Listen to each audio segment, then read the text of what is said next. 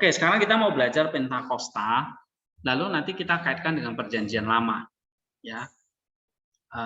Seperti apa pembacaan Perjanjian Lama, tapi dengan liturgi Pentakosta. Nah, Pentakosta kita tahu ini tentang turunnya Roh Kudus, ya. Pada hari Pentakosta kita bisa baca dalam Kisah Rasul 2 1 sampai 11. Nah, ini ada ikon tentang Pentakosta. Di sini ada 12 para rasul yang sedang duduk, ya. Lalu di bawah ini ada seorang tua di dalam suasana yang gelap ini, ya. Nah, ini nanti kita ceritakan apa maksudnya nih. Nah, kita belajar Pentakosta itu dulu apa, lalu nanti kita lihat Vespernya, ya. Nah, karya keselamatan kita tercapai pada hari Pentakosta itu. Sebab apa? Sebab tujuan dari inkarnasi ini dari ini pada hari Pentakosta, di mana Roh Kudus diutus, ya, oleh Bapa di dalam Anak untuk mendiami orang-orang percaya. Nah, sehingga disitulah keselamatan yang sudah Tuhan kerjakan itu dialami secara langsung oleh orang-orang. Tanpa Roh Kudus turun, maka karya keselamatan Kristus itu nggak bisa dialami oleh tiap individu, tiap pribadi. Maka Roh Kudus itu kayak seperti penggenap, ya, the fulfillment atau penggenapan dari keselamatan Tuhan. Oke, sinergisme dari Allah Tritunggal Maha Kudus sekarang telah tercapai. Pentakosta atau turunnya Roh Kudus membuat keselamatan kita menjadi lengkap, ya. Nah, nanti ada di dalam nyanyian Vesper itu, kami telah melihat terang yang benar, ya. Kami telah menerima Roh yang kudus. Kami telah menemukan iman yang benar, ya, menyembah Allah Trinitas yang tidak terbagi. Selamatkanlah kami. Nah, itu nyanyian di dalam Vesper. Through light, heavenly spirit, ya, dengan menerima heavenly spirit itu kita bisa melihat iman yang benar, terang yang benar, oke, dan Allah yang benar, ya, Trinity itu. Apa yang dikehendaki Allah Bapa digenapi di dalam Anak, dan Roh Kudus sekarang telah turun untuk menyalurkannya kepada umat beriman. Nah, lalu di dalam Vesper ini juga dikatakan gini, the Holy Spirit supplies all things. Roh Kudus itu mencurahkan segala hal. He pours out prophecy, he perfect priest, ya. Dia mencurahkan nubuat di dalam Perjanjian Lama, dia menggenapkan, dia menyempurnakan para imam. He taught wisdom to the unlettered, ya, dia mengajarkan hikmat kepada orang-orang yang buta huruf, ya, yang maksudnya yang bodoh gitu. He showed fishermen to be theologian. Nah, ini dia mencerahkan para nelayan itu menjadi para teolog seperti Yohanes, ya kan, Petrus, itu para nelayan yang unlettered, yang bukan terdidik, tapi karena Roh Kudus mereka menjadi berhikmat, menjadi theologian. Ya, he weld together the whole institution of the church. O Comforter, he who share the same essence and throne with the Father and the Son, glory to you. Ya, o penghibur atau penolong, engkau berbagi esen yang sama dengan anak dan roh, dengan anak dan Bapa. Nah, kejadian Musa dan ke-70 orang tua yang didiami oleh Roh Allah untuk memimpin bangsa Israel. Nah, makanya nanti di dalam Vesper kita baca ini nanti. Ada Bilangan 11 ayat 16 sampai 17, 24 sampai 29. Ini tentang 70 orang tua-tua yang didiami oleh Roh Allah yang memimpin bangsa Israel. Lalu ada nubuat Nabi Yeskiel pasal 36 24 sampai 28, lalu Nabi Yoel pasal 2 23 sampai pasal 35. Ini digenapi di dalam Kisah Rasul pasal 2 ayat 1 sampai 11. Ya, nih. Nah, Pentakosta atau turunnya Roh Kudus. Oke, nah nanti kita lihat kenapa kok kita baca Bilangan 11 ini. Apa hubungannya nanti dengan Pentakosta? Ya. Wah, ini nona besar ini dari mana ya? In the prophet you announced to us the way of salvation, and now the grace of your spirit has signed in your apostle of Savior. You are God, the first and the last, and to the ages you are our God. Ya. Karena keselamatan kita adalah sesuai dengan rencana kekal atau foreknowledge dari Allah Bapa, melalui pengudusan Roh Kudus untuk ketaatan dan percikan darah Yesus Kristus. Ya, dalam 1 Petrus 1 ayat 2. Untuk itulah kita dibaptis dalam nama Bapa dan Anak dan Roh Kudus, berkewajiban untuk menaati segala hal yang telah aku perintahkan kepadamu. Ya, dalam Matius 28, 19-20. Mereka yang tidak mengakui Allah Tritunggal Maha Kudus tentu saja tidak dapat berpartisipasi dalam rencana keselamatan Allah, dengan demikian tidak menerima keselamatan itu sendiri. Kemudian bagi Bapa dan Anak dan Roh Kudus itu satu esensi dan tidak terbagi dengan sendirinya, merupakan pengakuan ya Bapa yang Maha Kudus dan Firman dan Roh satu esensi atau sehakikat yang dipersatukan dalam tiga pribadi hipostasis ya, yang transenden dan ilahi. Ke dalam Engkaulah kami dibaptis dan Engkau akan memberkati kami sepanjang segala abad. Sehingga marilah kita selalu memuji Allah kita, nyanyian di ibadah Vesper Pentakosta mengajarkan kita akan kesatuan dan ekonomi dari Allah Tritunggal. Nah, kalau kita perhatikan di sini di dalam ibadah Vesper ya, ini ada nyanyian-nyanyian ini tentang Roh Kudus.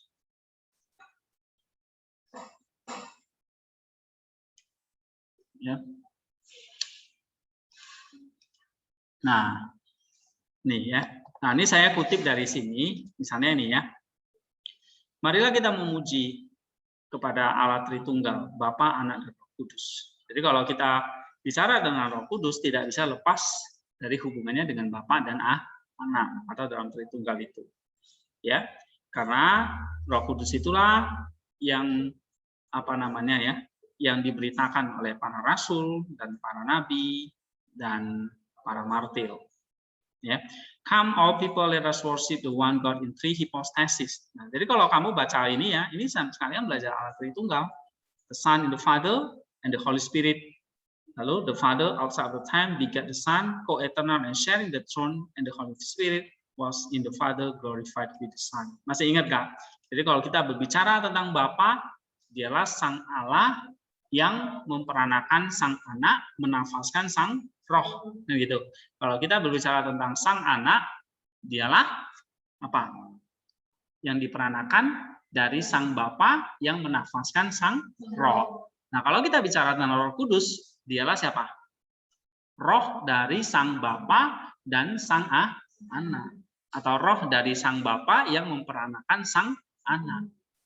Nah, ini sama, the Son in the Father and the Holy Spirit. The Father outside of time begat the Son. Jadi Bapa ya dalam kekekalan memperanakan Sang Anak sehakikat dan berbagi kuasa yang sama. Begitu juga dengan Roh Kudus di dalam Bapa dimuliakan oleh Anak.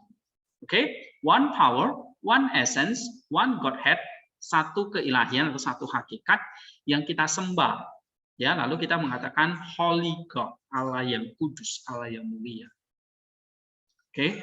You created all things through the Son, menciptakan segala sesuatu melalui Anak, by the cooperation of the Holy Spirit, melalui bersinergi dengan Roh Kudus. Anak menciptakan, Roh Kudus menguduskan atau menghidupkan. Ya, Holy Mighty, through you we came to know the Father, and the Holy Spirit came to the world. Holy Immortal, the Comforter Spirit, you proceed from the Father and rest in the Son. Nah, ini Roh Kudus itu apa? Dikatakan proceed, keluar dari Bapa dan rest in the Son, ada di dalam Anak. Sama seperti ilustrasi saya berkata-kata dengan nafas yang saya keluarkan itu. Masih ingat ya? Ya kan? Kata-kata itu keluar dari dalam diri saya. Itulah yang diperanakan. Begitu kata-kata itu keluar, nafas saya juga keluar kan? Itulah Roh Kudus yang dinafaskan. Oleh siapa? Oleh saya sendiri. Saya inilah seperti gambaran Bapa yang memperanakan kata-kata atau firman saya, lalu menafaskan nafas saya. Bedanya adalah kalau nafas dan kata-kata saya kan mati. Kalau Allah itu hidup. Itu aja bedanya. Ya. Tapi saya rasa analogi itu pas ya, menjelaskan tentang Allah Tritunggal. Jadi kamu bisa pakai analogi dirimu menjelaskan Allah Tritunggal itu. Ya, kata-kata berasal dari Bapa, kata-kata itu berasal dari dirimu itu seperti Bapa, ya. Waktu kamu berkata-kata, kata-kata itu keluar dari dirimu, itulah yang diperanakan, dikeluarkan atau diperanakan, tapi juga begitu kamu berkata-kata, nafas itu juga keluar ya kan? Itulah yang menafaskan Sang Roh itu.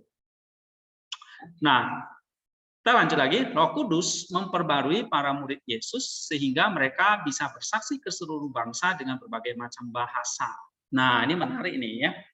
Di dalam Kisah Rasul 21-11 itu kan mereka yang mengalami Pentakosta atau Roh Kudus itu bisa berkata-kata dengan berbagai macam bahasa bangsa, ya.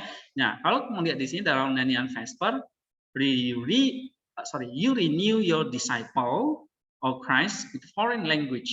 Jadi dia memperbarui para muridnya, Kristus, dengan bahasa bangsa-bangsa lain, sehingga apa? Mereka bisa memberitakan engkau, the immortal Logos and God, who grant to our soul the great mercy, ya, yang menyelamatkan jiwa kami. Mereka yang percaya diselamatkan, namun mereka yang tidak percaya mengira mereka sedang mabuk oleh anggur manis, ya, dalam Kisah Rasul 2:13. Nah, di dalam Vespa itu juga dikatakan gini, para Gentiles ini, ya, orang-orang yang tidak percaya itu tidak sadar bahwa itu adalah karya dari Roh Kudus yang dikerjakan oleh para rasul, ya. Ya Tuhan, they thought that the alteration of the language was caused by the drunkenness. Nah, mereka berbahasa itu dikiranya mereka sedang mabuk, ya. But we have seen to strengthened by them, and we say, do not take your Holy Spirit from us, we pray, O lover of humanity. Kemudian, oh Lord, the coming of the Holy Spirit, fill your apostle and enable them to speak in other languages, ya kan? Jadi Pentakosta itu identik ini ya, pada saat itu identik dengan para rasul bisa berbahasa lain, gitu. Ya. The unbeliever thought the strength occurrence was for intoxication, but for the believer it was the means of salvation. Nah, bagi orang yang tidak percaya itu kayak mabuk, kayak racun, ya. Tapi bagi orang percaya itu adalah sarana keselamatan. Kenapa? Karena mereka memberitakan tentang Kristus. Nah, menariknya adalah gini. Waktu kejadian di dalam Menara Babel, masih ingat cerita Menara Babel? Ya. Nah, ini kontras sekali dengan apa yang terjadi pada saat Pentakosta. Di saat Pentakosta itu bangsa-bangsa para rasul itu bisa berbagai macam bahasa dari Asia, Eropa, Afrika, ya kan? Nah, itu dari berbagai macam bahasa dikumpulkan jadi satu, ya. Mereka mengerti tentang Injil, tapi kontras terjadi di Menara Babel. Allah di sana mengacaukan bahasa mereka. Tapi di hari Pentakosta, justru Allah para murid itu serentak berbicara dalam berbagai bahasa dengan message pesan yang sama. Oke? Jadi kalau Menara Babel itu dulu diserakkan, sehingga satu bahasa diserakkan sehingga mereka jadi berbagai bahasa macam-macam, saling bingung, nggak ngerti, confusion. Sekarang digantikan Allah itu menjadi unison. Nah, ini bagus banget. Ya.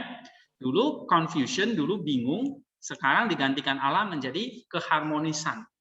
Walaupun berbagai macam bahasa, tapi pesannya ditangkap. Nah, kalau di Menara Babel nggak ngerti pesan apa yang mereka sudah berbicara berbagai bahasa, itu udah saling nggak ngerti gitu, ya. Nah, ini ada nyanyian di dalam Vesper begini, tongues were confused once because people dare to build tower. Jadi bahasa mereka itu benar-benar dikacaukan oleh Tuhan karena mereka mau membangun menara. Tongues were often skilled for the glory of divine knowledge. Tapi waktu Pentakosta justru dengan bahasa itu orang jadi mengenal Kristus. There God condemned the empires for their transgression. Nah, di Menara Babel Allah itu menghukum karena pelanggaran mereka. Tetapi di Pentakosta, Roh Kudus, ya, oleh Roh Kudus Kristus itu mengiluminasi para nelayan, maksudnya para murid, ya.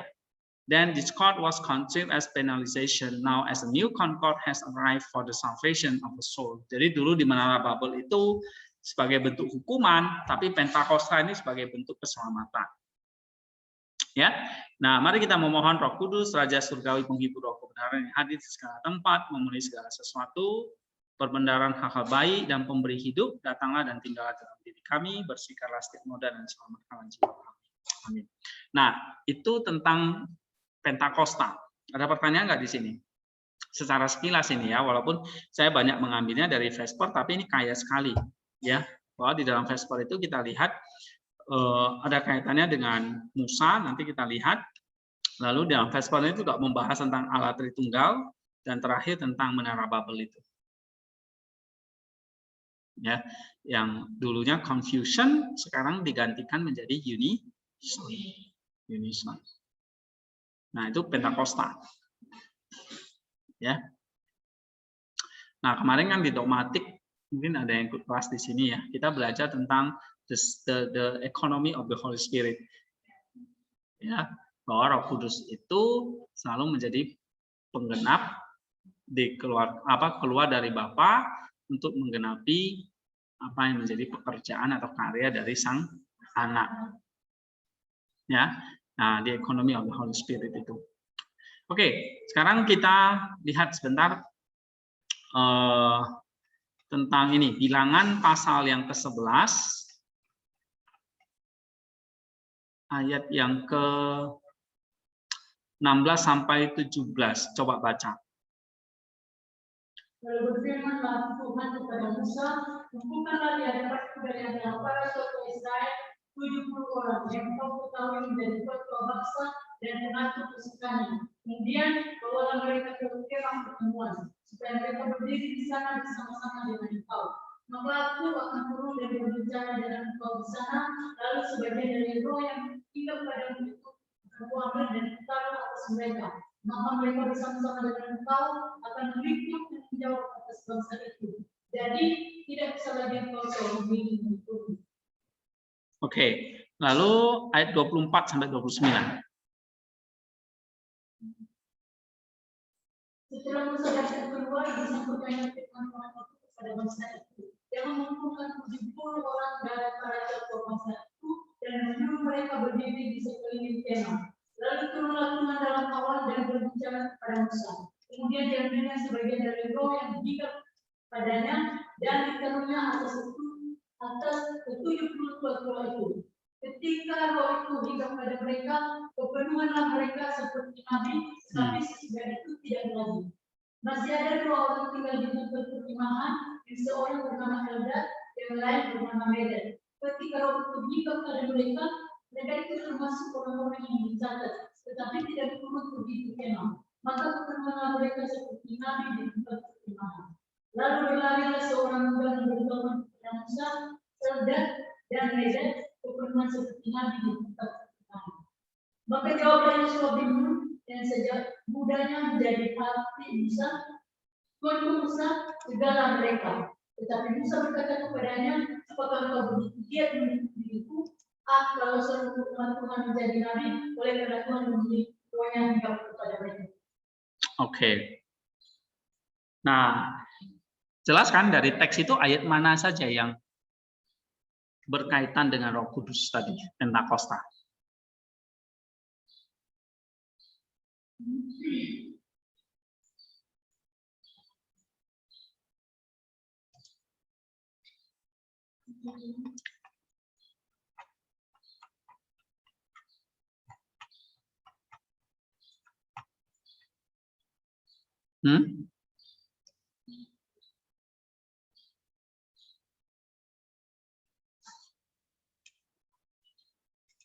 Yang mana kaitannya dengan Pentakosta?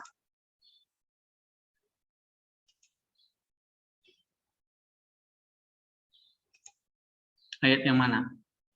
Yang lain bisa jawab siapa aja? 70? 17 apa? 17 Agustus? Oh, ayat 17. Coba baca. Maka kota dulu yang berbicara dengan kaum sana, lalu sebagian dari roh yang hingga ke dalam itu akan mengambil dan ditaruh atas mereka, maka mereka bersama-sama dengan Tuhan engkau akan memikul tanggung jawab atas bangsa itu, jadi tidak bisa lagi engkau seorang diri. Nah, hubungannya dengan Pentakosta apa ayat itu?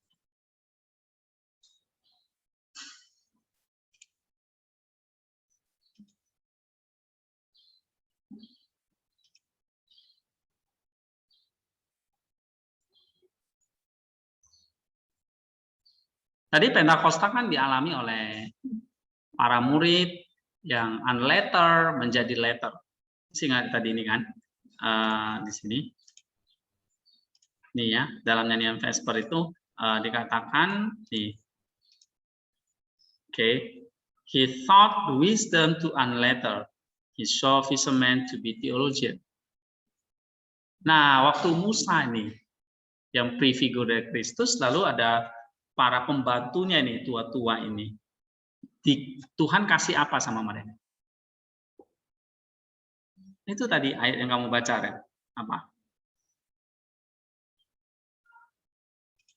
Hah? Ya. Ya.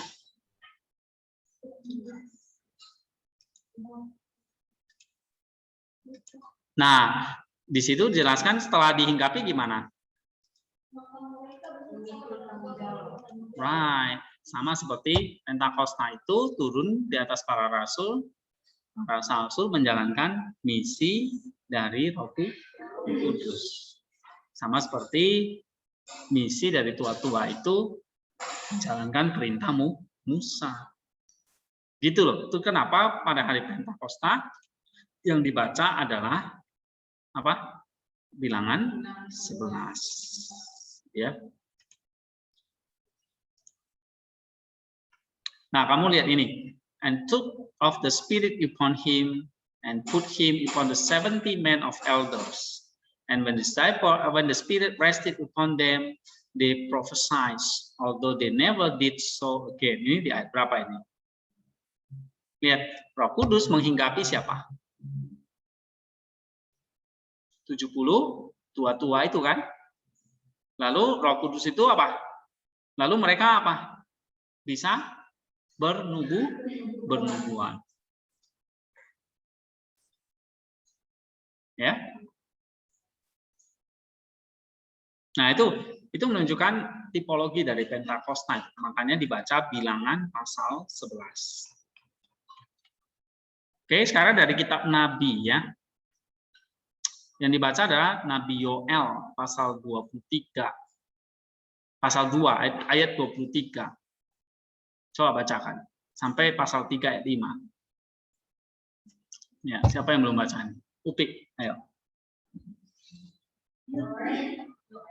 Yoel 2 gitu. Ayat 23. Pasal 2 ayat 23. Hai Bani Sion, bersorak-soraklah dan bersukacitalah karena Tuhan Allahmu, sebab telah berikannya kepadamu hujan pada musim dengan adilnya, dan turunannya pada hujan pada awal dan hujan pada akhir musim seperti dahulu. Tempat-tempat pengirikan menjadi penuh dengan kayu dan tempat pemerasan penyimpanan anggur dan minyak. Aku akan memberikan kepadamu tahun-tahun yang hasilnya dimakan habis oleh belalang hendaan, belalang pelompat, belalang pelahap, dan belalang pengiring. Sementara yang besar yang mengirim antara kamu. Maka kamu akan makan banyak-banyak dan menjadi lenyap, dan kamu akan memuji bumi nama Tuhan Allahmu yang telah memperlakukan kamu dengan ajaib. Dan umatku tidak akan menjadi malu lagi untuk selama-lamanya. Kamu akan mengetahui bahwa aku ini ada di antara orang Israel, dan bahwa aku ini Tuhanku adalah Allahmu, dan tidak ada yang lain. Dan umatku tidak akan menjadi malu lagi untuk selama-lamanya. Kemudian daripada itu akan terjadi bahwa aku akan mencurahkan rohku atas semua manusia. Maka anak laki-laki dan perempuan akan bernubuat. Orang-orangmu yang tua akan mendapat mimpi, keturunanmu akan mendapat penglihatan. Juga atas hamba-hambamu laki-laki dan perempuan akan mencurahkan rohku pada hari itu. Aku akan mengadakan mukjizat-mukjizat di langit dan di bumi, darah dan api, dan kumpulan-kumpulan asap. Matahari akan berubah menjadi gelap gulita dan gelap menjadi terang sebelum datangnya hari Tuhan yang hebat dan dahsyat itu. Dan barang siapa yang berseru kepada nama Tuhan akan diselamatkan. Iya. Oke, stop. Cukup, Upik. Nah, di ayat mana kira-kira langsung berkaitan dengan pencurahan roh itu? Ayat berapa? Hah?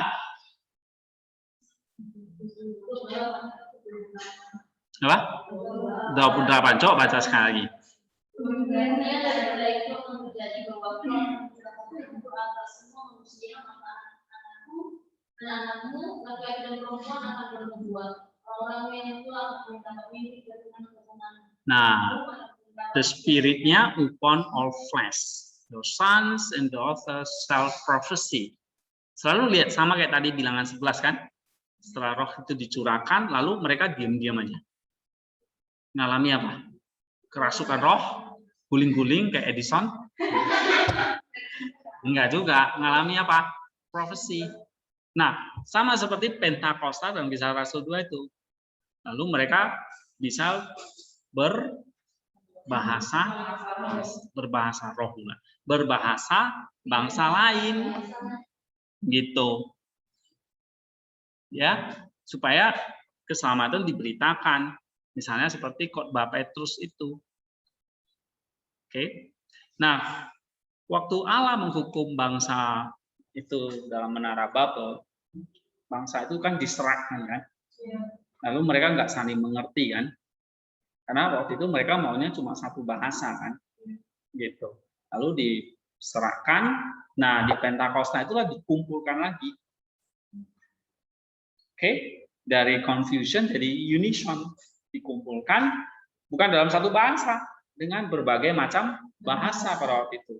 Ada bahasa Arab, bahasa Afrika, bahasa Asia ya, gitu. Nah, itu kira-kira ada berapa puluh bahasa di situ. Lalu itulah seperti kayak the sons and daughter itu bisa prophecy. Ya. Nah, sehingga mereka itu bisa see visions. Nah, itu maksudnya apa? Dengan bahasa-bahasa yang diucapkan oleh berbagai bangsa itu, akhirnya mereka bisa melihat, oh ini toh yang dikerjakan oleh Kristus. Ya, nah ini sudah dibuatkan di dalam kitab atau Nabi Yoel ini. Ya.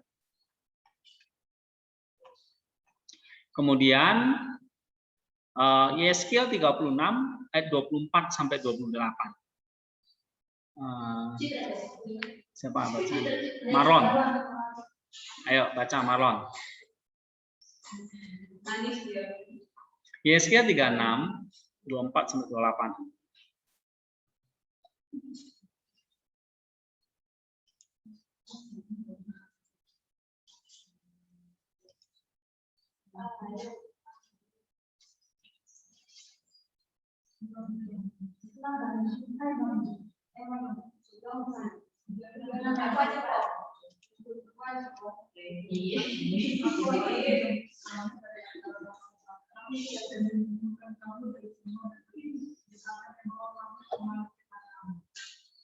Terus sampai 28.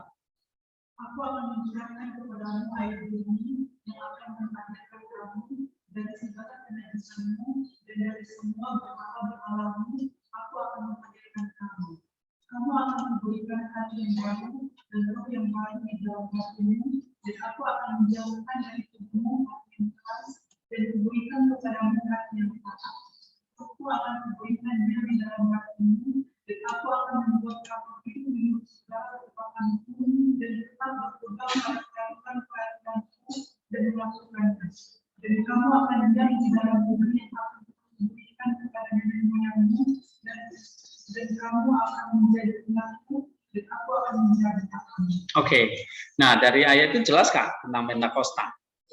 Yang mana kira-kira yang spesifik di situ? Ayat 27. Nah, coba baca. Rohku akan kuberikan diam di dalam batinmu, dan aku akan membuat kamu hidup menurut segala ketetapanku dan tetap berpegang pada peraturan-peraturanku dan melakukannya. Iya. Jadi waktu kamu baca Yeskiel 36 ini, ayat 24 sampai 28, ini tentang membuat Pentakosta.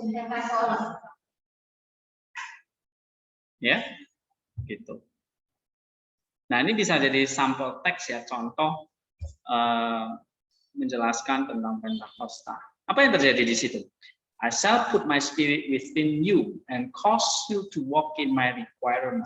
Nah, tadi kalau dipenuhi Roh Kudus atau Pentakosta itu bisa bernubuat, bisa artinya itu bisa memberitakan Injil dan sebagainya. Kalau di Vesper itu kan dikatakan gini.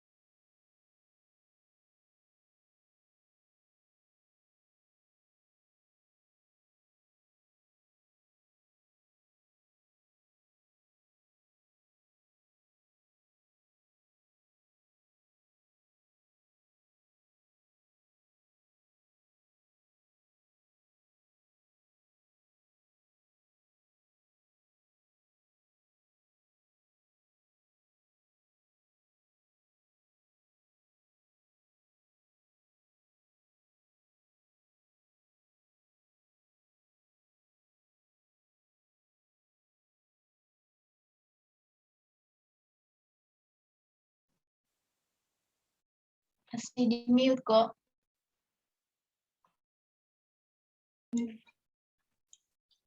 Oke, ini ya. Udah dengar? Oke, kita lihat ikon ini sebentar ya. Ini ada 12 rasul, ini termasuk Rasul Paulus ya, sampai terus ini tutup begini.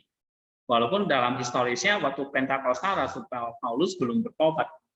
Ya, tapi di dalam ikon itu sudah digambarkan dia sejajar dengan para rasul. Nah, ini duduk dengan berbagai macam warna ya, gerak tubuh. Nah, ini artinya bahwa di dalam gereja itu ada berbagai macam latar belakang nanti ya, keperbedaan, karunia roh, tapi semuanya satu di dalam Roh Kudus. Nah, itu artinya disatukan oleh Roh Kudus. Lalu dalam ikon itu tidak ada sosok yang identik dengan yang lain untuk menunjukkan bahwa ada beragam karunia tadi ya, ada beragam karya. Kepada mereka diberikan oleh Roh kata-kata bijaksana, yang lain pengetahuan, kepada yang lain karunia penyembuhan dan seterusnya. Jadi 1 Korintus 12 ayat 4 sampai 31. Nah, ini di dalam ikon itu menjelaskan hal ini nih maksudnya. Berbagai macam keberbedaan ya. Nah, manifestasi lain dari Roh Kudus, hembusan angin, tidak dapat ditunjukkan secara nyata, tetapi dapat dilihat secara tidak langsung dengan melihat ekspresi terkejut dari wajah para rasul. Ya kan, mereka dihinggapi Roh Kudus ya, kayak terkaget-kaget ini kan wajahnya kan, gitu. Nah, itu dipenuhi Roh Kudus. Lalu ikon ini juga menunjukkan komunitas para rasul saat berdoa menunggu kedatangan Roh Kudus dengan tenang di ruang atas ya. Beberapa ikon menunjukkan sinar cahaya turun ke atas para rasul dan menandakan ilham dari Roh Kudus. Ada 12 sinar berlidah api untuk menandakan baptisan mereka dengan Roh Kudus dan dengan api sesuai dengan nubuat Yohanes Pembaptis ya. Matius 3 ayat 2 coba bacakan.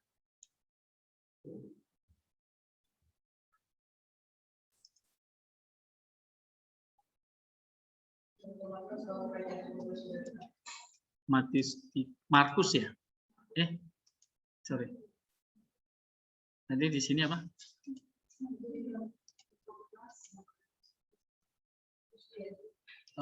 Matius 3 ayat 2 ya. Oke. Ada pembaptisan api itu. Coba mungkin Markus kali ya. Markus 3 ayat 2. Bukan ya? Oke. Mungkin kita lanjut aja. Kadang-kadang lidah api ditempatkan di lingkaran cahaya atau tepat di atas kepala untuk menunjukkan bahwa Roh Kudus turun dalam bentuk bahasa lidah. Ya.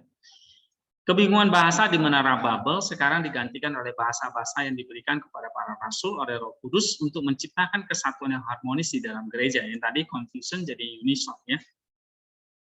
Para rasul diwakili dalam ikon ini dengan cara yang tidak historis. Beberapa rasul yang berada di ruang atas pada hari Pentakosta digantikan oleh Rasul Paulus dan penulis Injil Markus dan Lukas. Karena mereka adalah orang-orang yang melaluinya Injil diberitakan sampai ke ujung bumi.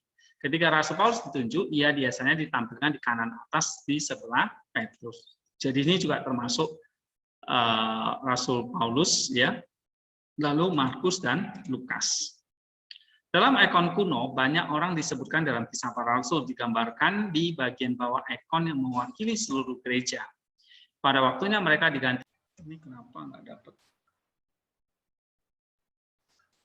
hotspot saya?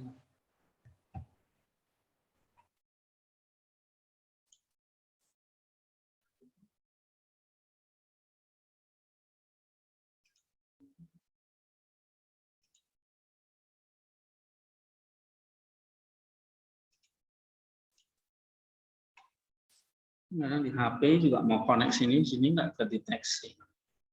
Malah Oppo, sorry, Dodo, jangan minta. Yang punya saya nggak kedeteksi. Dodo.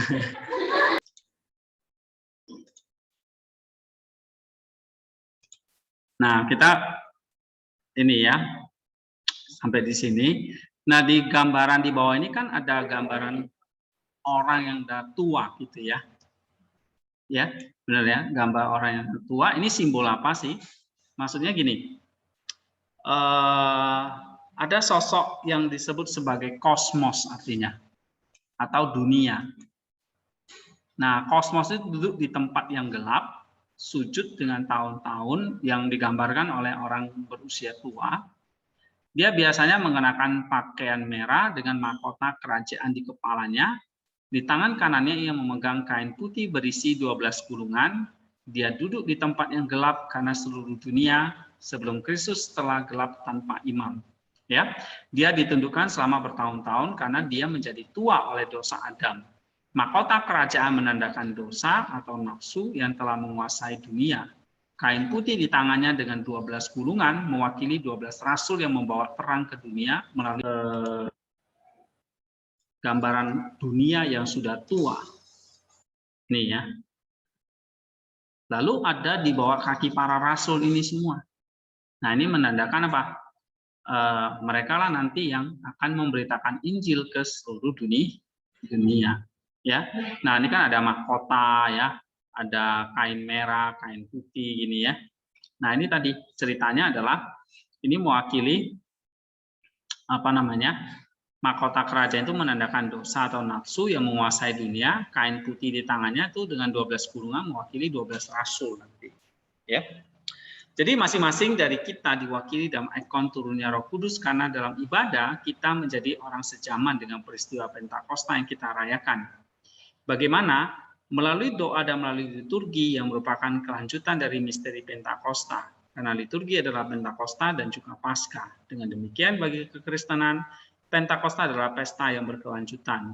Ya, mari kita memohon Raja Kudus, Raja Surgawi, penghibur roh kebenaran yang hadir di segala tempat dan memenuhi segala sesuatu, perbendaharaan hal baik dan pemberi hidup, datanglah dan tinggallah di dalam diri kami. Oke. Nah, ini tentang ikon sedikit. Ada pertanyaan nggak di sini? Nah, ini baru bisa terdetek dari tadi. Oke.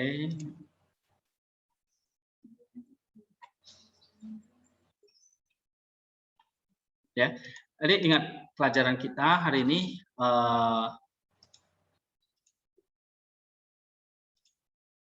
tentang tadi yang ini kitab Yoel. Nah, Yeskiel 36 Yoel 2 dan bilangan 11 tadi. Ya, ini tentang Roh Kudus. Oke. Nah, minggu depan kita masih akan bahas, tapi kita akan bahas tentang kenaikan Kristus. Ya, ini ikonnya. Tentang kenaikan Kristus. Kitab apa yang kita baca di dalam kenaikan Kristus? Ya, di dalam Vesper. Nah, nanti kita akan bahas ya. Di sini sudah ada materi, misalnya Yesaya 2 ayat 2 sampai 3 ya. Lalu kita juga akan bahas misalnya ini tanggal ini ya 29 Agustus kemarin kita memperingati pemenggalan kepala Nabi Yohanes Pembaptis. Nah, gimana ceritanya sampai Yohanes Pembaptis itu kok bisa dipenggal? Ya. Nah, lalu nanti kita akan baca kitab Perjanjian Lamanya adalah nih. Ini pasti kalian nggak kepikiran dibaca ini hubungannya dengan Yohanes Pembaptis. Misalnya ini. Yesaya 40 ayat 1 sampai 5. Ya, ini jadi ada nubuat nih tentang Yohanes Pembaptis. Gitu. Kenapa dinubuatkan tentang dia? Karena dia pembuka jalannya kan. Perintis namanya kan. Nah, lalu ada Maleaki ya. Lalu ada Wisdom of Salomo, Hikmat Salomo. Ya, ini kalau di Pentakosta enggak, di gereja Protestan enggak ada ya. Tapi di gereja Ortodoks itu bagian dari kitab suci. Hikmat Salomo namanya. Bukan Amsal ya, tapi The Wisdom of Solomon. Oke. Kita sampai di sini dulu hari ini. Sebelum ada yang jatuh-jatuh lagi.